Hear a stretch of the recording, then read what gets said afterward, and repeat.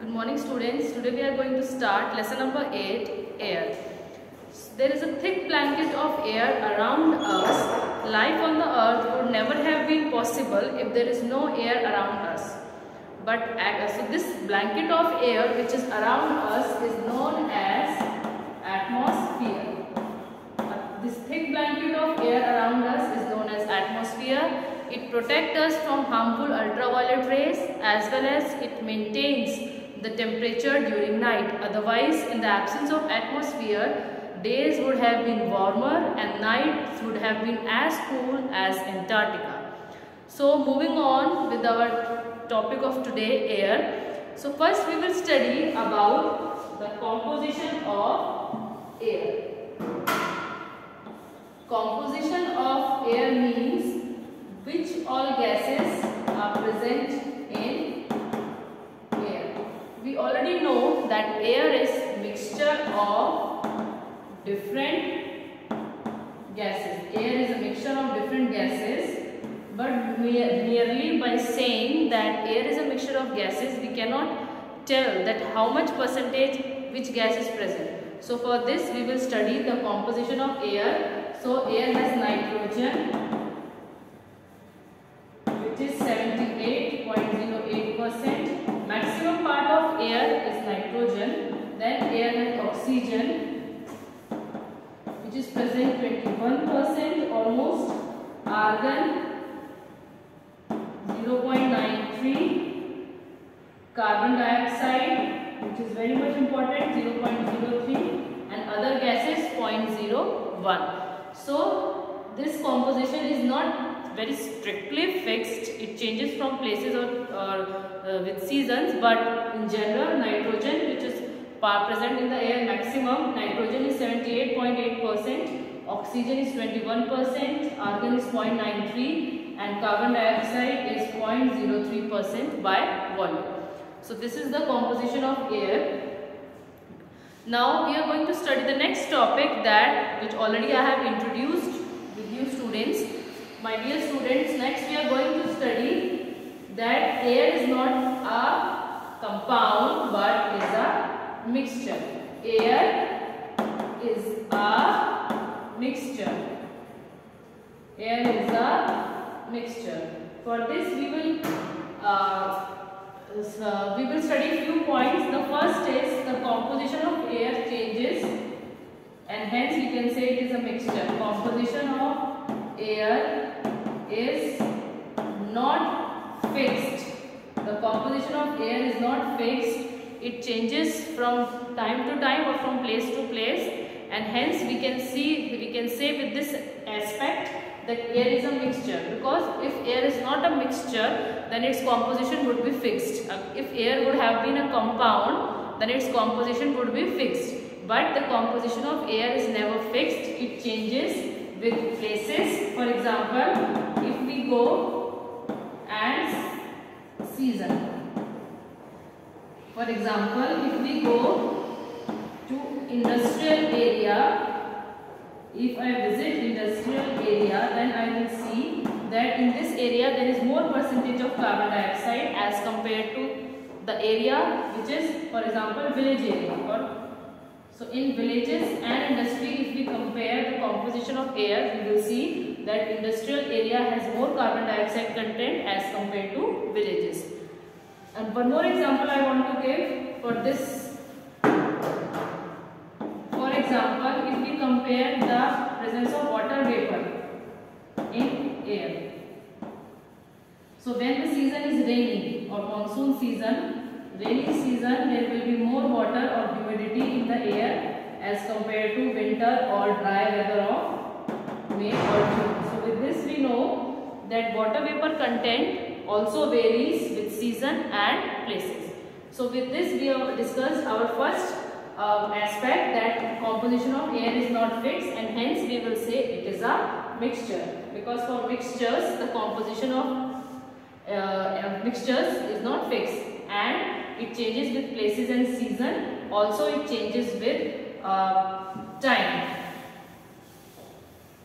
Now next aspect about air is a mixture is that the constituents mixture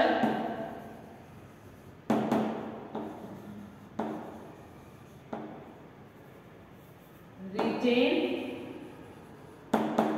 their property. For example, air has mixture of gases oxygen and nitrogen or carbon dioxide. So when it reacts with water, so for example, oxygen present in air, it continue to support burning. The property of oxygen property is to support combustion or burning. So when it is present in air, then also it will help in combustion. Its property does not change. Otherwise, in compound, if I talk about water, which is a compound and formed from oxygen and hydrogen. So when water is formed, oxygen and hydrogen were gases, but water is liquid because water is a compound. So air is a mixture, it is not a compound because oxygen property is to support combustion or burning, and it will continue to do so everywhere in any part of the world the air is. So with this we understand that the constituent of mixture retain their property, so do the constituents of air. For example, oxygen present in air continue to support combustion as it is doing.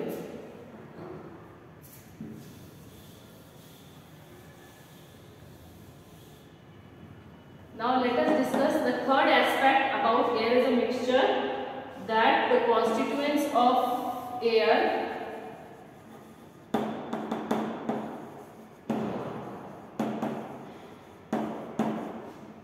can be separated by fractional distillation. We can separate the constituents of air by fractional distillation. We can separate oxygen, hydrogen, nitrogen, different parts of air with the help of the method known as fractional distillation. Okay, and in this case we take liquefied air. Air change to liquid. For doing this we take liquefied air. In fractional distillation there are fractionating column in which according to the temperature, according to the melting point, the gases will escape out and we can collect them in different jars. This you don't have to study in detail, just you have to remember that the fractional distillation is a method by which we can separate the constituents of air.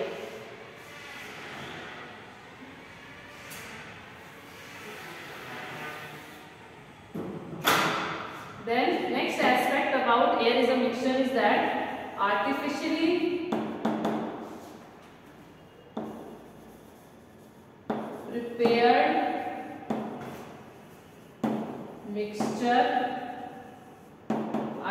prepared mixture of oxygen.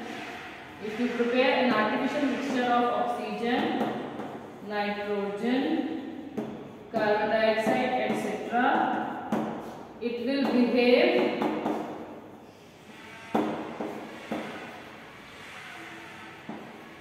same way as air does.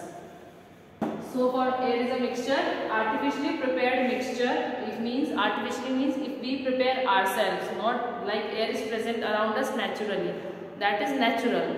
But if we try to make air ourselves by mixing oxygen, nitrogen, carbon dioxide, water vapor, argon, etc. in different proportions, then it will also behave same way as the air does. So this again proves that air is a mixture. If air would not have been mixture, then it would not have been done so. So now let us recapitulate about the different aspects of air as a mixture. First we have studied that the composition of air is not fixed, it changes with places and season. In rainy season, the content of water vapor is more as compared to dry, and in industrial areas, the percentage of carbon dioxide in air increases as compared to village or outskirts of city or remote areas. Then the constituent of mixture, the constituents of mixture retain their properties which they have. Example, oxygen helps in combustion. so it will retain its property when it is in mixture with air.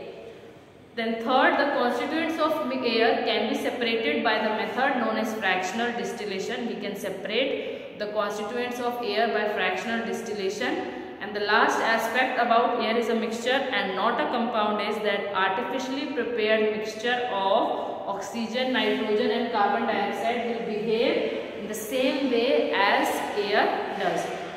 So air is a mixture. The different components of its play role independently to support life on earth. So let us study today. We will study their chemistry one by one together. So first we will study about the very important part of air, which is oxygen.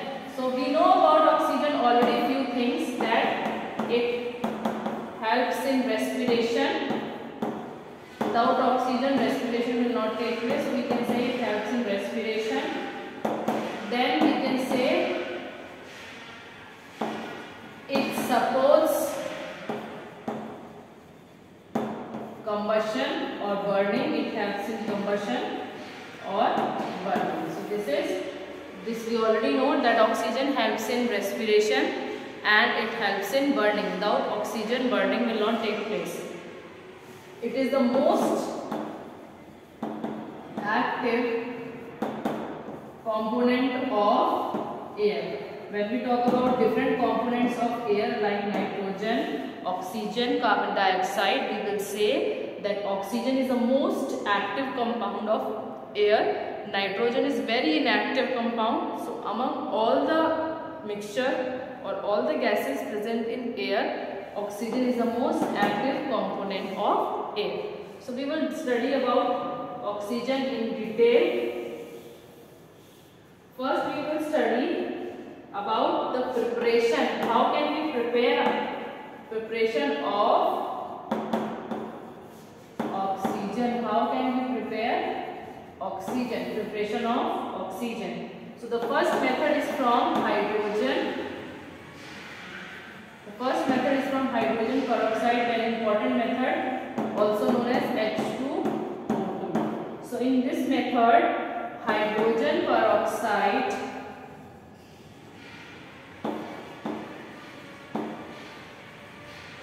in the presence of catalyst MnO2, manganese dioxide, will give water plus oxygen. So this is the equation for preparation of oxygen from hydrogen peroxide. Hydrogen peroxide, when reacted upon by a catalyst, MnO2, manganese dioxide is a catalyst. I will tell you what is the use of catalyst. It will give, in the presence of catalyst, it will give water and oxygen. So now what is a catalyst? So catalyst is a substance which speed up a chemical reaction without getting changed. So I will write it down for you. Very important definition. Catalyst is a substance which speed up, means increase the rate, which speed up a chemical reaction without getting change. So a catalyst is a substance which speed up a chemical reaction without getting change. So I can say about catalyst that it participates in a reaction but does not get consumed. If I take a particular amount of catalyst in the beginning, then I will get the same amount of catalyst after the reaction. It only functions to bring the reaction at a faster rate. It only speed up the reaction and does not get changed or does not get involved in reaction. So this is the use of catalyst in the preparation of oxygen from hydrogen peroxide. The catalyst used was manganese dioxide, MnO2. So how do we prepare it? Hydrogen peroxide. The apparatus is used. Some manganese dioxide which is is a black colored solid is placed in a conical flask. Hydrogen peroxide is added drop by drop. We will not add the whole hydrogen peroxide together. We will add drop by drop because it helps to react better. Hydrogen peroxide is added drop by drop with the help of dropping funnel. Oxygen will evolve briskly. Oxygen evolve briskly means very fast rate of oxygen evolution because we have taken MnO2 as a catalyst. Now when we talk about collection, the gas pushes water downwards. So this I am rubbing out for now. So this is the setup.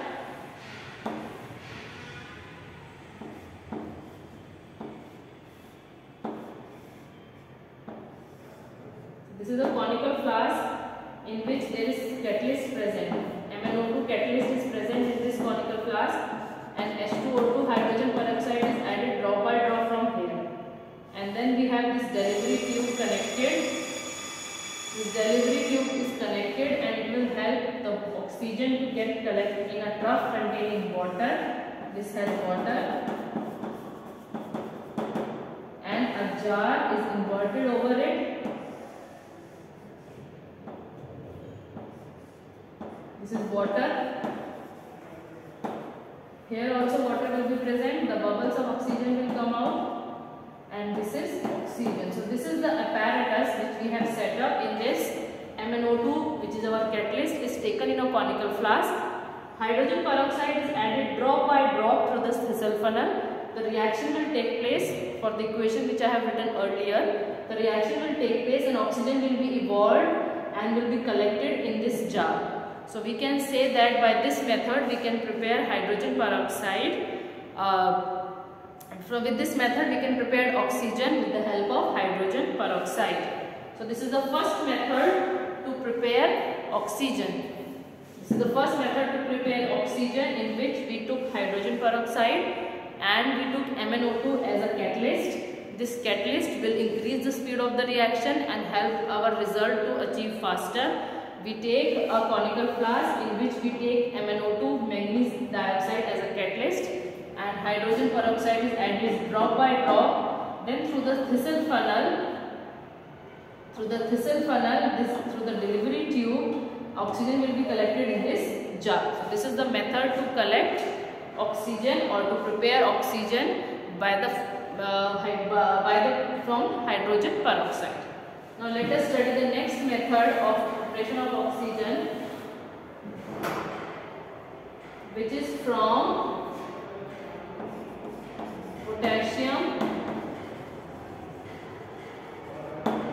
chlorate. The next method is from potassium chlorate. When potassium chlorate